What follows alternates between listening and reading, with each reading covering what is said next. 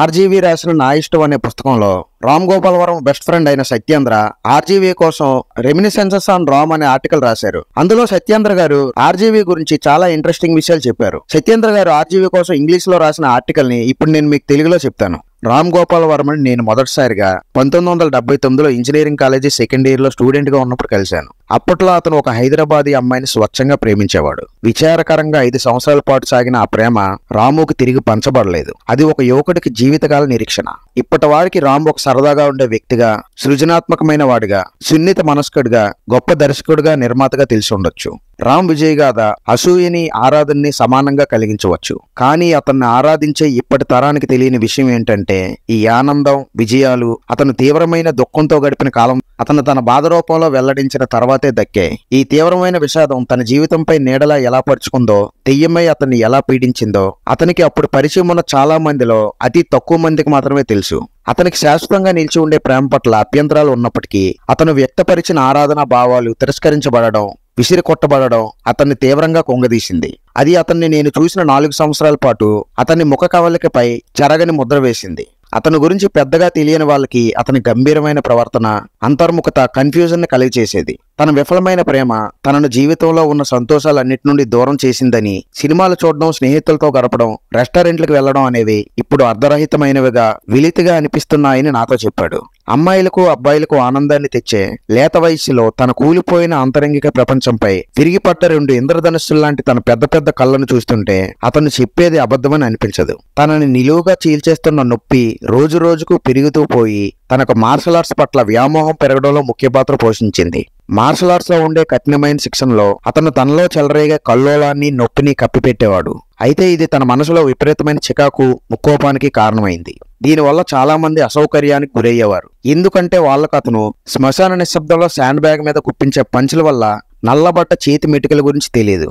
అయినప్పటికీ అతని కాలేజీలో బాగా ఆదరణ ఉండేది. అతను బెరికిలేని తనను నమ్మిన వారి కోసం గొడవల్లో కానీ ఇతర విషయాల్లో కానీ ఎంతటి సహాయమైనా చేయడానికి వెరవనివాడిగా గుర్తించబడడం లాంటి లక్షణాలు చాలా మంది తన సహచర్యాన్ని కోరుకునేలా చేశాయి. వాస్తవానికి వారి స్నేహహస్తం వెనుక ఉన్న అవసరాలను, ఉద్దేశాలను గుర్తించలేని తెలివి తక్కువ వాడేమీ కాదు. కానీ రామ్ గోపాల్ వాటిని పెద్దగా పట్టించుకునేవాడు కాదు. ఇలా బెరికిలేని దుందుడుకు స్వభావిగా పేరు తెచ్చుకున్న రామ్ గోపాల్ ఆశ్చర్యకరంగా నేను కలిసిన సున్నితమైన మనుషుల్లో ఒకడు.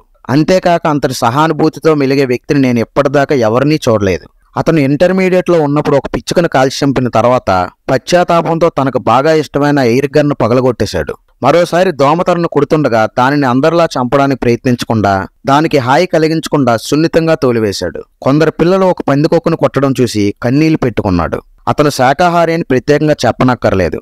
అతను నాస్తికుడుగా ప్రకటించుకున్నప్పటికీ అతను ఒక పరిపూర్ణమైన బౌద్ధుడు. ఇంతటి అతి సున్నితమైన ఆత్మ చాలా అరుదు. అది కూడా అతను పుట్టిన క్షత్రియ కులం వారిలో. ఇంత అంతర్ముఖుడు, ఎవరైనా మాట్లాడితే తప్ప తిరిగి మాట్లాడలేని రాముకి స్నేహితులుగా చెప్పబడుతున్న వారి సంఖ్య ఎక్కువగా ఉండడం మాత్రం ఆశ్చర్యకరం. తనతో నేను ఈవినింగ్ వాక్ వెళ్లిన ప్రతిసారి కనీసం 1 డజన్ మంది వివిధ రకాల మిత్రులు తనను పలకరించేవారు. వారితో తనకు మాట్లాడక తప్పేది కాదు. నాకు అది విపరీతమైన చిరాకును కలిగించేది. అలా తనతో ఎప్పుడూ ఈవినింగ్ వాక్ వెళ్లకూడదని నిర్ణయించుకున్నాను. తన నిర్విరామమైన మార్షల్ ఆర్ట్స్ సాధనలో అసంఖ్యాకమైన సహచరులతో వ్యర్థంగా గడిపిన సమయం తన చదువుని దెబ్బతీసింది.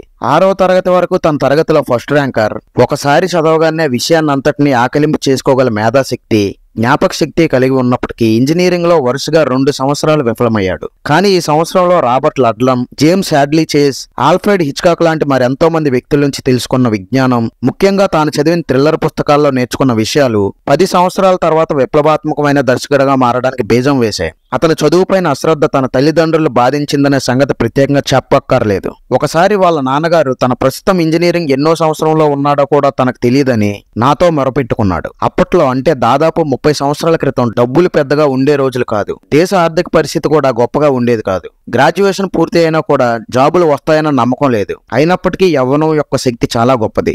అది మనకు అనంతమైన ఆనందాన్ని పొందగలిగే ఆశను సజీవంగా ఉంచుతుంది. యువకుల మనస్సు ఎంతో స్వచ్ఛతను, ఆదర్శాలను నింపుకొని ఉంటుంది. ఇంజనీరింగ్ 3వ సంవత్సరంలో విభిన్న భావాలున్న మాలాంటి విద్యార్థులు కొందరం కలిపి డబ్బులు పోగేసుకొని ఒక పెద్ద ఇంటిని అద్దెకి తీసుకున్నాం. నేను మొదటి పోర్షన్లో, ఇంకా చెప్పాలంటే ఒక వరండా లాంటి దానిలో మిగతా వారి నుంచి సీల్ చేసుకుని ఉండేవాడిని. అది ఒక గది అని చెప్పడానికి కూడా లేదు. దాని ముందటి భాగం అంతా ఇనుప చువ్వలతో మాత్రమే మూయబడి ఉంటుంది. అక్కడి నుంచి కనబడే బయట ప్రాంగణం అంతా రాలినాకులతో కప్పబడి ప్రతిరోజు సెలబ్రేషన్ ఆఫ్ లైఫ్ లాగా ఉండేది. ఆ రోజులను తలుచుకుంటే పారవర్షంతో కూడిన భావావేశం నా హృదయంలో ఉప్పొంగుతుంది. అర్ధరాత్రుల్లో పసుపు రంగు వెన్నెలతో జ్వలించే బల్బుల వెలుతురులో నిద్రలేమి, పౌష్టికాహార లోపాల నుంచి మాకు యవ్వనమే ఒక కవచమై గడిపిన సమయాలు మా జీవితాల్లో తాజాదనాన్ని, ఇంకా చాలా జ్ఞానాన్ని మోసుకొచ్చేవి. ఎటువంటి భయం లేకుండా మేము మాకు ఇష్టం వచ్చినట్లు చేసే అవకాశం ఉండేది. ఒక రాజులాగా రాము తన స్నేహితులతో పాటు నా పక్క గదిలోనే ఉండేవాడు. నేను నా గదిని వారి నుంచి సీల్ చేసి ఉండడంతో ఆ గదిలోకి చాలా తక్కువ వెలుతురు వెళ్ళేది. నేను నా ప్రపంచంలో మునిగిపోయి ఉండటం వల్ల వారితో చాలా అరుదుగా మాత్రమే నేను కలిసేవాడిని. వారి పట్ల ఉన్న అలక్ష్యము లేదా చిన్నచూపు వల్ల మేము ఇరుగు పొరుగు వారమే అయినప్పటికీ ఎప్పుడో గాని మాట్లాడేవాడిని కాదు. నా వైఖరి సమర్థనీయమా కాదా అన్నది చర్చనీయాంశమే అయినప్పటికీ అది వారికి నాపై కోపాన్ని రేకెత్తించలేదనే విషయం మాత్రం ఖచ్చితంగా చెప్పగల, ప్రశంసించదగ్గ విషయం. శీతాకాలంలో విజయవాడలో వీచే పొడిగాలులు మనసులోని ఉల్లాసాన్ని రేకెత్తించేవి. పుస్తకాలు చదవడం, అప్పుడప్పుడు తాగడం, కొన్నిసార్లు ఇబ్బందుల్లో పడడం లాంటి వాటితో కాలం ఇట్టే గడిచిపోయేది. అయితే అదృష్టవశాత్తు అమ్మాయిలు కూడా ఉండేది కాదు. ఒక యుగోస్లేవియా మిత్రుడు వెళ్లిపోతూ అతను నాకు ఇచ్చిన డంబెల్స్ ని రామ్ గోపాల్ క్రమం తప్పకుండా ఎత్తేవాడు. ప్రతిరోజు ఉదయం సాయంత్రం ఇనుప కాంక్రీట్ ని తాకినప్పుడు వచ్చే టంగుమనే ధ్వని నా చెవులను పలకరించేది. ఇంతకు ముందు చెప్పినట్టుగా మేము అప్పుడప్పుడే అయినా ఎక్కువగానే ఆల్కహాల్ తీసుకునేవాళ్ళం. ఇప్పుడు అదే మొత్తంలో తీసుకుంటే మాత్రం ఇబ్బందుల్లో పడతాను. మా యవ్వనం మా శరీరానికి, మనసుకి ఎంత స్వేచ్ఛ ఇచ్చిందో ఇప్పుడే 30 సంవత్సరాల తర్వాత నాకు తెలుస్తోంది. రాము నేను కలిసి సినిమాలకు వెళ్లేవాళ్ళమా అంటే అవుననే చెప్పాలి. మేము తరచుగా సినిమాలు చూసేవాళ్ళం. ఒక మంచి క్లాసిక్ సినిమా వచ్చిందంటూ ప్రతి 15 రోజులకోసారి నన్ను సినిమాలకి లాక్కుపోయేవాడు. చాలా సార్లు అతని జడ్జిమెంట్ తప్పేది కాదు. గుప్పెడి మనసు, వసంత కోకిల లాంటి సినిమాలు కలిసి చూసాం.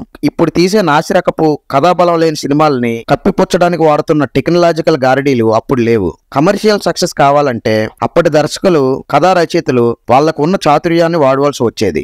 అప్పట్లో కూడా చెత్త ఫ్లాప్ సినిమాలు బాగానే వచ్చేవి. కొన్ని మేము ఇంటర్వెల్లోనే బయటకు వచ్చేసేంత చెత్తగా ఉండేవి. అదే సమయంలో ఆశ్చర్యకరంగా తెలుగులోనూ, ఇంగ్లీష్లోనూ ఎన్నో మంచి సినిమాలు వచ్చేవి. 1970-80లో వచ్చిన సినిమాలు ఇప్పుడు వస్తున్న సినిమాల కన్నా గొప్పవని చెప్పడానికి నేను ఏమాత్రం సందేహించను. Star Wars, Mars Attacks, the Sixth Element లాంటి హైటెక్ చెత్త అప్పట్లో ఉండేది కాదు. అప్పట్లో సినిమా టికెట్ ధరలు ఎక్కువగా లేకపోవడంతో మేము తరచుగా సినిమాలకు వెళ్లేవాళ్ళం.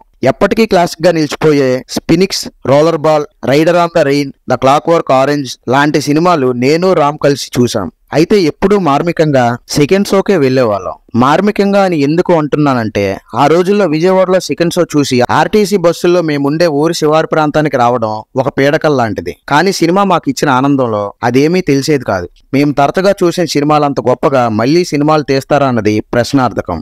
ఇవి తిరిగిరాని గతాన్ని తలుచుకొని బాధపడుతూ చెప్పే మాటలు కావు. వాస్తవికంగా చెప్పాలంటే సినిమాలు 3 దశాబ్దాల కిందటే బాగా నిర్మించేవారు. మంచి సినిమాలు వచ్చే వరకు ఎదురు చూడడం తప్ప ప్రేక్షకులకు ఇంకో దారి లేదు. ఇది దర్శకుడికి తన నేపథ్యాన్ని చెప్పడానికి సమయాన్ని, అవసరమైన దృక్కోణాన్ని ఇచ్చేది.